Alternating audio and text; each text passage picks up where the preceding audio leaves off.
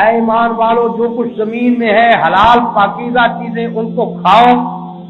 تو آپ کے ماموں حضرت سعد بن ابی وقاص رضی اللہ تعالی عنہ کھڑے ہو جاتے ہیں،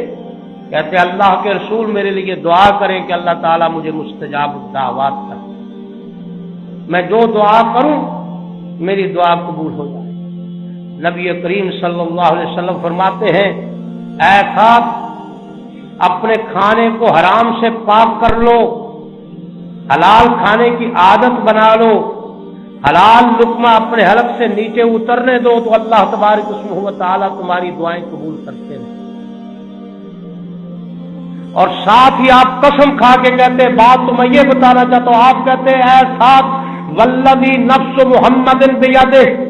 اس ذات کی قسم جس کے ہاتھ میں محمد کی جان ہے صلی اللہ علیہ وسلم، اللہ تبارک و تعالیٰ کی قدرت پر بھی قربان کہ اللہ جل جلالہ جو عالم ما کان و ما یکون ہے، اسے یہ معلوم تھا کہ میرے اسی نبی کی امت میں بعض ایسے افراد بھی پیدا ہوں گے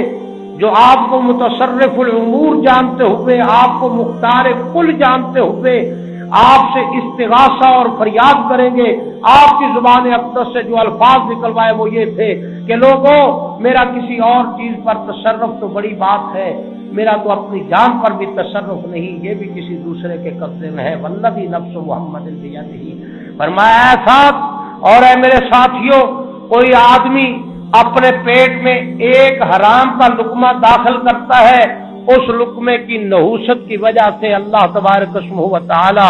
ایک لقمے کی نحوست کے سبب اس کی 40 دن کی عبادت قبول نہیں فرماتا۔